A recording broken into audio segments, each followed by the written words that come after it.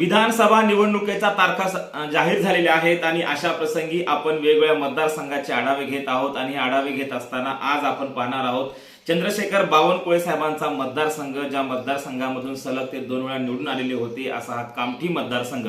या मतदारसंघामध्ये नेमकं काय घडणार आहे, इथे वंचितची भूमिका काय असणार आहे किंवा मराठा आरक्षणाचा प्रश्न इथे गंभीर होणार आहे का, अशा विविध अंगाने आपण या व्हिडिओच्या माध्यमातून चर्चा करणार आहोत। नमस्कार, मी डॉक्टर नागराज मगरे, शब्दयोद्धा लाईव्ह मध्ये आपल्या सर्वांचं मनपूर्वक स्वागत। कामठी विधानसभा मतदारसंघ चंद्रशेखर बावनकुळे साहेबांचा मतदारसंघ आहे आणि या मतदारसंघामध्ये ते सलग 2 वेळा निवडून आलेले होते आणि मग अशा प्रसंगी आपण पाहतोय की हा जो मतदारसंघ आहे हा नागपूर जिल्ह्यातील हा मतदारसंघ आहे आणि या मतदारसंघामध्ये खरं तर रामटेक हा लोकसभा मतदारसंघ आहे आणि या रामटेक लोकसभा मतदारसंघातला हा विधानसभा मतदारसंघ आहे आणि कामठी हा विधानसभा मतदारसंघ खरं तर नागपूर जिल्ह्यातील कामठी तालुका असेल, मौदा तालुका असेल, नागपूरचा काही ग्रामीण भाग असेल, ग्रामीण तालुक्यातील काही भाग असेल, तर असा हा एकूण जो आहे हा मतदारसंघ 2 तालुक्याचा मिळून बनतोय कामठी हा मतदारसंघ।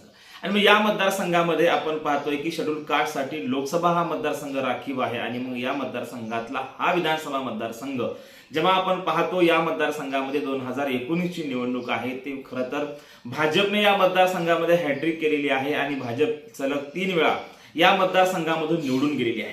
आणि मग अशा प्रसंगी 2019 असेल, 2014 ची निवडणूक असेल, 2009 ची निवडणूक असेल, या तिन्ही निवडणुकांचा जर आपण विचार करायला गेलो तर तिन्ही वेळा भाजपला या मतदारसंघामध्ये यश मिळालेलं आहे।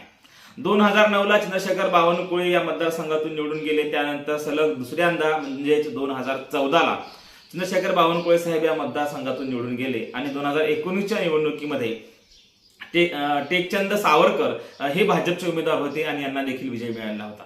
अशा सलग 3 वेळा निवडून गेलेल्या या मतदारसंघामध्ये आता भाजपची काय स्थिती असणार आहे, 2019च्या विधानसभेचा निकाल जर आपण पाहिला, मतांची टक्केवारी जर पाहिली तर भाजप इथे सर्रास ठरलेली आहे, भाजप इथे पहिल्या क्रमांकावर आहे। सावरकर टेकचंद यांना भाजपचे उमेदवार होते, यांना 2019च्या निवडणुकीमध्ये 1,18,182 मतं पडलेली होती आणि मतांचा टक्केवारीचा विचार करायला गेलं तर या मतदारसंघामध्ये 45.58% त्यांना मते पडलेली होती। दुसऱ्या क्रमांकाची मते जे होती ते सुरेश भोयर यांना पडलेली होती, ते काँग्रेसचे उमेदवार होते, ते 1,07,066 मते त्यांना पडलेली होती आणि या मतदारसंघामध्ये काँग्रेसला 41% मते खरं तर टक्केवारीच्या स्वरूपात पडलेली होती। तिसऱ्या क्रमांकावर होते वंचित बहुजन आघाडीचे राजेश काकडे आणि यांना मते होती 10,601 आणि चौथ्या क्रमांकावर होते खरं तर अपक्ष असलेले शेखबुल रहमान हे या मतदारसंघामध्ये होते आणि त्यांना मते होती 8,345। आणि मग जेव्हा आपण या मतांचा आकडा पाहतो किंवा मतांची टक्केवारी पाहतो तेव्हा एक आपल्या लक्षात येतं की या मतदारसंघामध्ये खरं तर फक्त 11,116 मतांनी सावरकर टेकचंद हे निवडून आलेले होते आणि हे भाजपचे उमेदवार होते आणि 11,000 मतांचा जर आपण विचार करायला गेलं तर या ठिकाणी वंचित बहुजन आघाडीला 10,000 मते आहेत आणि इकडे अपक्ष उमेदवार असलेल्या रहमान यांना देखील 8,000 मते आहेत। तर या दोन खरं तर वंचित बहुजन आघाडी आणि अपक्ष उमेदवार या दोन उमेदवाराची मते मिळून जर आपण पाहिलं तर 18,000 मते आहेत आणि या ठिकाणी खरं तर काँग्रेसचा पराभव झालेला आहे आणि हा पराभव भाजप ने केलेला आहे आणि या ठिकाणी पराभव होण्याला एकमेव कारण आहे ते म्हणजे वंचित बहुजन आघाडी। आता कारण आपण असं म्हटल्यानंतर पुन्हा आपल्या लक्षात येईल की वंचित बहुजन आघाडी जर याला कारणीभूत असेल तर अजूनही काँग्रेस का शिकत नाही किंवा काँग्रेस का धडा घेत नाही हा प्रश्न आपल्या सर्वांसमोर आहे। काँग्रेसला काय अपेक्षित आहे किंवा आपण म्हणतोय की काँग्रेसने वारंवार वंचित बहुजन आघाडीचा बी टीम म्हणून आणि ए टीम म्हणून उल्लेख केलेला आहे, त्यांना हिनवलेला आहे। असं असताना या मतदारसंघामध्ये केवळ 11,116 मतांना पराभव होतो तरीही वंचित बहुजन आघाडीला सोबत घेण्याची भाषा काँग्रेस करत नाही। गेल्या निवडणुकीमध्ये अर्थात 2019च्या विधानसभेच्या निवडणुकीमध्ये वंचित बहुजन आघाडीला सोबत घेतलं असतं तर काँग्रेस सत्तेमध्ये राहिली असती।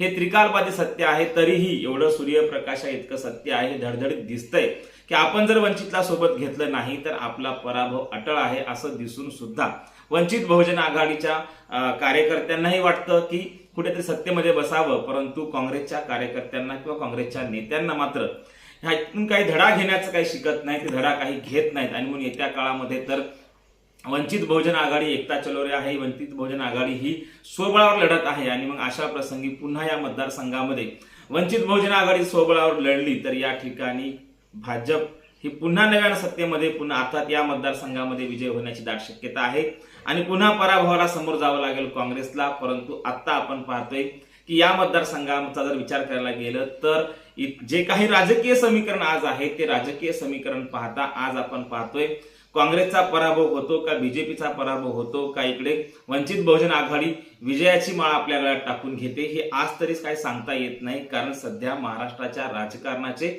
समीकरण जे आहेत ते बदललेले आहेत. कारण मराठा आरक्षणाचा प्रश्न आहे, ओबीसी आक्रमकपणे भूमिका घेत आहे आणि वंचित बहुजन आघाडी सोबत दलित आदिवासींचा जो काही मतांचा गठ्ठा आहे या सर्व गोष्टी जर पाहिल्या तर ओबीसी आणि खऱ्या अर्थानं इथला वंचित घटक हा इथला निर्णायक घटक असणार आहे आणि या मतदारसंघामध्ये ओबीसी हा निर्णायक घटक आहे आणि ओबीसीनं आपले सरसगट मते जर पुन्हा भाजपच्या पारड्यामध्ये टाकले तर स्वाभाविक आहे की या ठिकाणी भाजपला ही निवडणूक सहज जाईल.